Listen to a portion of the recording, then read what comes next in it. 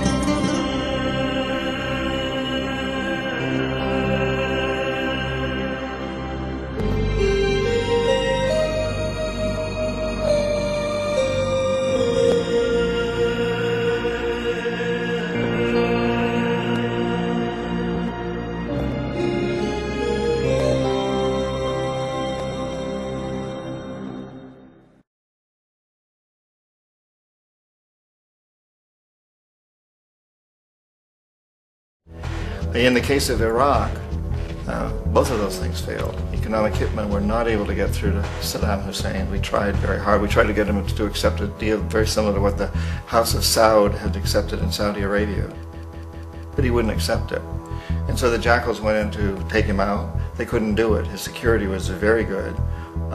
After all, he had one time worked for the CIA. He'd been hired to assassinate a former president of Iraq and failed, but he knew the system. So in '91 we send in the troops and we take out the Iraqi military. So we assume at that point that Saddam Hussein is going to come around. We could have taken him out, of course, at that time, but we didn't want to. He's the kind of strong man we like. He controls his people. We thought he could control the Kurds and keep the Iranians in their border and keep pumping oil for us.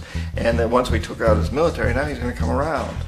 So the economic hitmen go back in the 90s without success. If they'd had success, he'd still be running the country.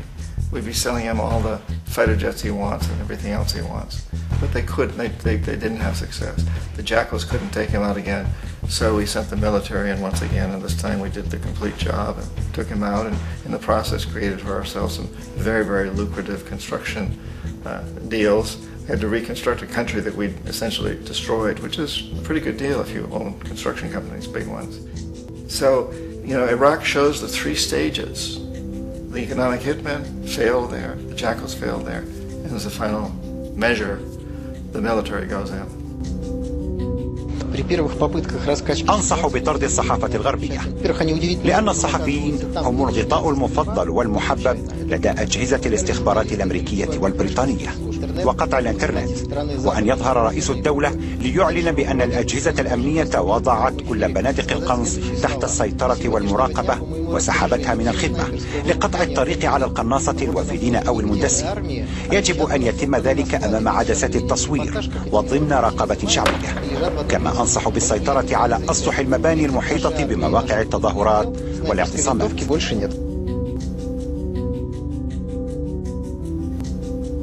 أولا بداية هناك اتفاق عام بين كل الأطراف المعارضة في سوريا على مفهوم على ضرورة التغيير الوطني الديمقراطي، وهذه نقطة جامعة للجميع.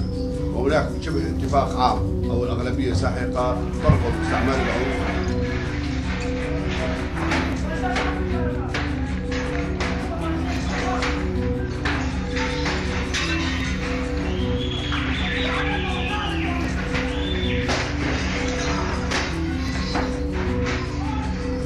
والجميع يقصد تجيش الطائف. يطيعون بالطواغيت المتنمردين. أبشروا بالخلافة الراشدة. ستكون في هذه الأمة بعد شهر أو شهرين. هذا الخط العام المتمسك بالتغيير الوطني الديمقراطي بمفهومه العام.